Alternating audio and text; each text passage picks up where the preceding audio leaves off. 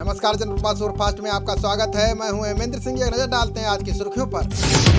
भारत और लग्जमबर्ग ने 3 समझौतों पर हस्ताक्षर किए। इससे व्यापारी और कारोबारी संबंधों को विस्तार दिया जाएगा। साथ ही व्यापार के नए अवसरों को भी दोनों देश तलाश करेंगे। डिजिटल शिखर सम्मेलन में पीएम मोदी और उनके समकक्ष जेवियर बेटेल ने हिस्सा लिया। यूपी के प्रतापगढ़ में बारातियों से भरी बोलेरो ट्रक में घुस गई। इस हादसे में बोलेरो में सवार 3 बच्चों सहित 14 लोगों की जान चली गई। हादसे पर सीएम योगी ने दुख जताया है। साथ ही उन्होंने वरिष्ठ अधिकारियों को पीड़ितों की हर संभव मदद करने के निर्देश दिए हैं। अहमदाबाद में कोरोना के तेजी से बढ़ते मामलों को देखते हुए गुजरात सरकार ने बड़ा फैसला लिया है, जिसके तहत आज से 23 नवंबर तक रात 9 बजे से सुबह 6 बजे तक कर्फ्यू रहेगा। इस दौरान दूध और दवाई की दुकानें खोलने की इजाजत होगी। देश में सीवर की सफाई को लेकर केंद्र सरकार ने 2 बड़े फैसले किए हैं। सामाजिक न्याय मंत्रालय मशीन से सीवर की सफाई को अनिवार्य बनाने जा रहा है। वहीं शहरी मामलों के मंत्रालय ने सफाई मित्र सुरक्षा चैलेंज शुरू किया है, ताकि किसी को सीवर या सेप्टिक टैंक में प्रवेश न करना पड़े। जम्मू कश्मीर के नगरोटा एनकाउंटर पर बड़ा खुलासा किया गया है। नगरोटा में मारे गए 4 दहशतगर्दों का सीधे पाकिस्तानी सेना से कनेक्शन होने का पर्दाफाश हुआ है। पाकिस्तानी सेना ने ही 4 को भारत में घुसपैठ कराई थी। दहशतगर्दों की पाकिस्तानी रेंजर्स मुख्यालय सकरगढ़ में घुसपैठ हुई थी। सऊदी अरब ने भारत के गलत नक्शे वाले विवाद को सुलझा लिया है। उसने अपने 20 रियाल के उस नोट को वापस ले लिया है, जिस पर भारत का गलत नक्शा प्रकाशित हो गया था। नोट में अविभाजित जम्मू कश्मीर और लद्दाख को भारत से अलग दिखाया गया था। रक्षा मंत्री राजनाथ सिंह ने रक्षा भूमि प्रबंधन प्रणाली यानी LMS के पोर्टल की शुरुआत की है। इससे रक्षा भूमि प्रबंधन मामलों में व्यापक पारदर्शिता और गति आएगी। ये प्रक्रिया पहली बार शुरू की गई है। इस मौके पर रक्षा विभाग के कई अधिकारी उपस्थित रहे। रक्षा मंत्री राजनाथ सिंह और प्रकाश जावड़ेकर ने राष्ट्रपति कोविंद के चुनिंदा भाषणों पर आधारित 2 किताबों का विमोचन किया। किताब में कोविड-19 से निपटने में देश के प्रयासों का भी जिक्र किया गया है। राष्ट्रपति का संबोधन नए भारत के दृष्टिकोण को प्रस्तुत करता है। ये मोदी और भूटान के प्रधानमंत्री आज दूसरे चरण के रुपे कार्ड का शुभारंभ करेंगे। इसके जरिए भूटान के नागरिक भारत में रुपे नेटवर्क का लाभ उठा सकेंगे। पिछले साल अगस्त में भूटान यात्रा के दौरान दोनों देशों के प्रधानमंत्रियों ने पहले चरण के तहत रुपे कार्ड लॉन्च किया था। पीएम मोदी शनिवार को पंडित दीनदयाल उपाध्याय पेट्रोलियम विश्वविद्यालय के 8वें दीक्षांत समारोह को संबोधित करेंगे। ये कार्यक्रम गुजरात के गांधीनगर में होगा। इस दौरान 45 मेगावाट की उत्पादन क्षमता वाले सोलर पैनल और जल तकनीक केंद्र का शिलान्यास करेंगे। राष्ट्रपति रामनाथ कोविंद 25 नवंबर को स्पीकर सम्मेलन का उद्घाटन करेंगे। ये सम्मेलन गुजरात के नर्मदा जिले के स्टैच्यू ऑफ यूनिटी के पास टेंट सिटी में आयोजित होगा। कार्यक्रम का उद्देश्य देश में लोकसभा, राज्यसभा और अन्य अधिकारियों के बीच संवाद को सुविधाजनक बनाना है। भाजपा नेता रामविलास पासवान के निधन के बाद खाली हुई राज्यसभा की सीट पर 14 दिसंबर को उपचुनाव होगा। उपचुनाव की अधिसूचना 26 नवंबर को जारी होगी और मतगणना 14 दिसंबर की शाम को होगी। पासवान ने पिछले साल राज्यसभा उपचुनाव में जीत दर्ज की थी। सीबीआई ने यूपीसीआर सेंट्रल वक्फ बोर्ड द्वारा अनियमित तरीके से क्रय विक्रय और स्थानांतरित की गई वक्फ संपत्तियों की जांच शुरू कर दी है। इस मामले में सीबीआई ने 2 FIR दर्ज कर पूर्व चेयरमैन वसीम रिजवी के अलावा कई लोगों को आरोपी बनाया है। भाजपा नेता किरीट सोमैया ने सीएम ठाकरे पर बड़ा आरोप लगाया है। उन्होंने कहा है कि अपने चुनावी हलफनामे में उद्धव ने सभी संपत्तियों का खुलासा नहीं किया है। उद्धव की पत्नी के नाम पर करजत में जमीन खरीदी है, लेकिन चुनावी हलफनामे में इसका जिक्र नहीं है। केंद्रीय कानून मंत्री रविशंकर प्रसाद ने छठ पूजा पर माई स्टाम्प का विमोचन किया। इसका विमोचन वीडियो कॉन्फ्रेंस के जरिए किया। मुख्य डाक महाअध्यक्ष अनिल कुमार ने बताया कि मंत्री रविशंकर ने माई स्टाम्प का विमोचन करके बिहार को छठ पूजा का तोहफा दिया है। टीका बनाने वाली company serum institute of India ने कहा है कि कोरोना का टीका फरवरी में उपलब्ध हो जाएगा। सबसे पहले स्वास्थ्य कर्मियों और बुजुर्गों को लगाया जाएगा। अप्रैल तक ये टीका आम लोगों को मिलने लगेगा। इसकी कीमत अधिकतम 1000 रुपए होगी।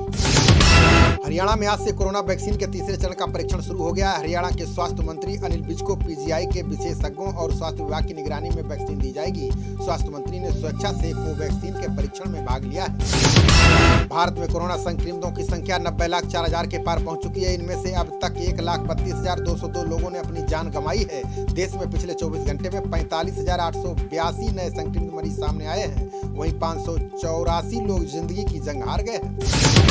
राजधानी दिल्ली में कोरोना महामारी से स्थिति लगातार भयावह होती जा रही है। दिल्ली में पिछले 24 घंटे में संक्रमण से 98 मरीजों की जान चली गई है, जबकि कोरोना के 7,546 नए मामले सामने आए हैं। दिल्ली में अभी तक कोरोना से 8,000 से ज्यादा लोगों की जान जा चुकी है। दुनिया भर में कोरोना मरीजों की संख्या बढ़कर 5 करोड़ 72 लाख के पार पहुंच गई है। इसमें से अभी तक 13,64,000 लोगों की जान जा चुकी है। अच्छी खबर यह है कि 3 करोड़ 96 लाख लोग ठीक हो चुके हैं, जबकि 1 करोड़ 61 लाख मरीजों का इलाज चल रहा है। WHO ने दुनिया भर के अस्पतालों को रेमडेसिविर इंजेक्शन का इस्तेमाल फौरन बंद करने को कहा है। WHO ने कहा है कि इस बात के कोई सबूत नहीं है कि ये दवा कोरोना के इलाज में मददगार है, इसलिए इसे तुरंत रोक देना चाहिए। केंद्र सरकार ने कोरोना की निगरानी और जांच के लिए 4 राज्यों में उच्च स्तरीय टीमें भेजी हैं, जिसमें हरियाणा, राजस्थान, गुजरात और मणिपुर के कुछ जिलों के लिए टीमें रवाना की गई हैं। ये टीमें संक्रमण के मामले की रोकथाम में राज्यों के प्रयासों को गति प्रदान करेंगी। नोएडा में कोरोना संक्रमण को रोकने के लिए लोगों की रैंडम जांच की गई। इस दौरान 9 लोगों में कोरोना संक्रमण मिला है। ये जांच 178 लोगों की एंटीजन किट से की गई। इसके लिए बॉटनिकल गार्डन और अशोकनगर बॉर्डर पर रैंडम जांच के लिए अभियान चलाया गया। दिल्ली से फरीदाबाद और गुरुग्राम से आने वाले लोगों की कोरोना जांच की जाएगी। इसके लिए दिल्ली से लगे सभी बॉर्डर पर स्वास्थ्य विभाग की टीम लोगों के रैंडम सैंपल लेगी। इसको लेकर अधिकारियों को निर्देश दिए गए हैं। इसके तहत रैपिड एंटीजन जांच की जाएगी। केंद्रीय गृह मंत्रालय ने कहा है कि दिल्ली के चिकित्सा बुनियादी ढांचे को और मजबूत किया जाएगा। इसके लिए कोरोना केंद्र में उपलब्ध 500 बिस्तरों को आईसीयू बेड परिवर्तित किया जाएगा। सरकार ने RT-PCR जांच की संख्या 60,000 करने का भी फैसला किया है। दिल्ली सरकार शिक्षकों को भी कोरोना सर्वेक्षण टीमों का हिस्सा बनाएगी। केजरीवाल ने कहा है कि निगरानी टीमों का गठन कर दिया गया है। टीमें हॉटस्पॉट इलाकों में घर घर जाकर सर्वे कर रही हैं। 5 दिन में सर्वे पूरा कर लिया जाएगा। प्रत्येक टीम को 1 दिन में 50 परिवारों का सर्वे करना होगा। गुजरात के नवनिर्वाचित बीजेपी के 8 विधायकों को विधानसभा सदस्य के रूप में शपथ दिलाई गई। ये शपथ विधानसभा अध्यक्ष राजेंद्र त्रिवेदी ने दिलाई। इस दौरान प्रद्युम्न सिंह, ब्रजेश मेरजा, अक्षय पटेल, जीतू चौधरी समेत सभी विधायकों ने शपथ ली। राजस्थान सीएम अशोक गहलोत ने एक देश एक राशन कार्ड योजना को लेकर बैठक की। उन्होंने निर्देश दिया है कि राशन कार्ड को आधार से जोड़ने का काम 30 नवंबर तक पूरा कर लिया जाए। उन्होंने कहा कि प्रदेश को केरोसिन मुक्त बनाएंगे। सभी को जल्द ही गैस कनेक्शन की सुविधा दी जाएगी। राजस्थान की गहलोत सरकार ने उचित मूल्य की दुकानों के आवंटन में महिलाओं के लिए 30% दुकानें आरक्षित करने का फैसला किया है। सीएम अशोक गहलोत ने किए गए वादों में से एक और वादा पूरा करते हुए महिला सशक्तिकरण की दिशा में महत्वपूर्ण निर्णय लिया है। मेवालाल चौधरी ने इस्तीफा देने के बाद पहला बयान जारी किया है। उन्होंने कहा कि नीतीश का सच्चा सिपाही होने के नाते उनकी छवि पर किसी तरह की आंच न आए, इसलिए मैंने खुद इस्तीफे की पेशकश की। वहीं मेवालाल पर पुराने मामलों को लेकर पटना में केस दर्ज किया गया है। मेवालाल के इस्तीफे के बाद कांग्रेस ने पीएम मोदी और नीतीश पर निशाना साधा। रणदीप सुरजेवाला ने सवाल किया है कि असली कसूरवार कौन है। इसमें उनका भी दोष है जिन्होंने चौधरी को मंत्री बनाया था। 3 दिन में ही नीतीश की पोल खुल गई। क्या ऐसे ही बिहार भ्रष्टाचार मुक्त बनेगा? बसपा सुप्रीमो मायावती के पिता प्रभु दयाल का निधन हो गया है। उन्होंने 95 वर्ष की उम्र में नोएडा के अस्पताल में अंतिम सांस ली। प्रभु दयाल के पार्थिव शरीर को उनके दिल्ली आवास पर अंतिम दर्शन के लिए रखा गया। आज उनका अंतिम संस्कार इंद्रपुरी शमशान घाट पर होगा। राजधानी दिल्ली में आज सीजन का सबसे ठंडा दिन रहा। दिल्ली का आज न्यूनतम तापमान 7.5 डिग्री सेल्सियस दर्ज किया गया।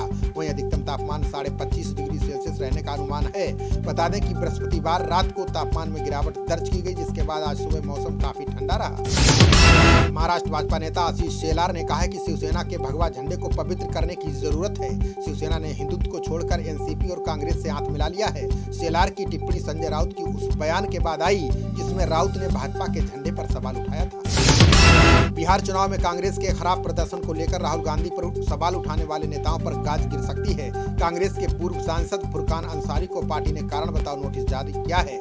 इसमें बिहार चुनाव और राहुल गांधी पर की गई बयानबाजी पर जवाब मांगा गया है।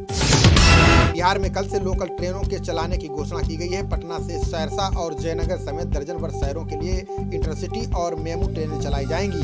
ये ट्रेनें 21 नवंबर से 30 नवंबर के बीच चलेंगी। इसमें बिना रिजर्वेशन के यात्रा करने का मौका नहीं मिलेगा।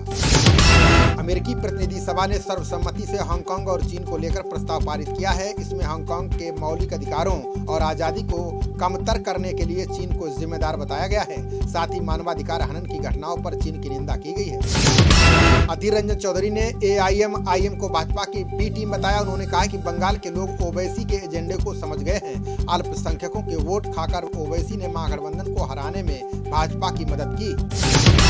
यूपी सरकार ने बिजली बिल बकायेदारों को थोड़ी राहत दी है। ऊर्जा मंत्री श्रीकांत शर्मा ने कहा है कि 3 महीने तक के बकायेदारों की बिजली कनेक्शन नहीं काटे जाएंगे। उन्होंने कहा है कि सस्ती और निर्बाध बिजली के लिए जरूरी है कि लोग समय से बिल का भुगतान करें।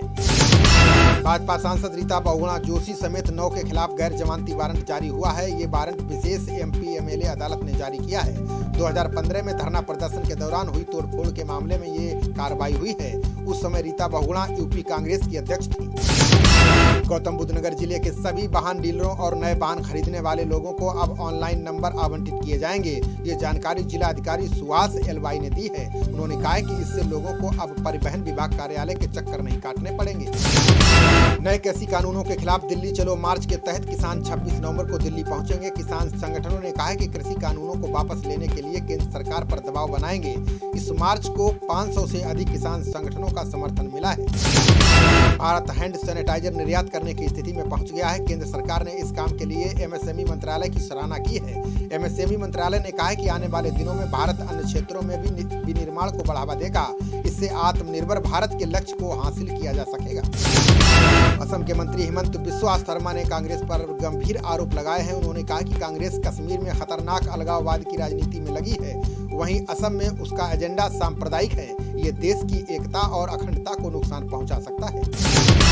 मध्य प्रदेश हाईकोर्ट के आदेश पर कंप्यूटर बाबा को केंद्रीय जेल से रिहा कर दिया गया है। पुलिस ने बाबा को अवैध आश्रम के मामले में 11 दिन पहले गिरफ्तार कर जेल भेजा था। कंप्यूटर बाबा ने जेल से बाहर निकलते ही कहा कि उनकी जमानत होना ही सत्य की जीत है। शिवपाल यादव ने यूपी के आगामी विधानसभा चुनाव और सपा से गठबंधन पर बड़ा दावा किया है। शिवपाल ने कहा कि सपा के साथ गठबंधन करना उनकी प्राथमिकता है। इसके साथ ही यूपी से बीजेपी सरकार को हटाने के लिए अन्य दलों से गठबंधन भी करेंगे। आईसीसी ने महिला टी20 विश्व कप के आयोजन पर बड़ा फैसला लिया है। आईसीसी ने बैठक में नवंबर 2022 में दक्षिण अफ्रीका में होने वाले विश्व कप को बढ़ाकर फरवरी 2023 में करने का फैसला किया है। 2022 में राष्ट्रमंडल खेलों समेत 3 प्रमुख खेल आयोजित किए जाएंगे।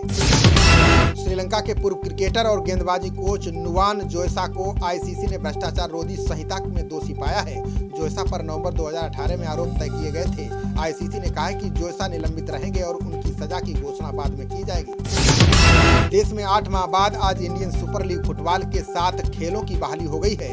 ये लॉकडाउन लागू होने के बाद देश में आयोजित होने वाला पहला बड़ा टूर्नामेंट है। टूर्नामेंट का पहला मुकाबला एटी के मोहन बागान और केरल ब्लास्टर्स के बीच होगा। ऑस्ट्रेलियाई स्पिनर नाथन लियोन ने टेस्ट में 500 से अधिक विकेट लेने की इच्छा जताई है। लियोन ने कहा कि कोरोना के कारण खेल से दूर रहने के कारण उन्हें टेस्ट क्रिकेट के रोमांच की कमी खली है, लेकिन ब्रेक ने 500 से ज्यादा विकेट हासिल करने का जोश जगा दिया है। खबरों का सिलसिला जारी रहेगा। देखते रहिए जनप्रवाद। नमस्कार।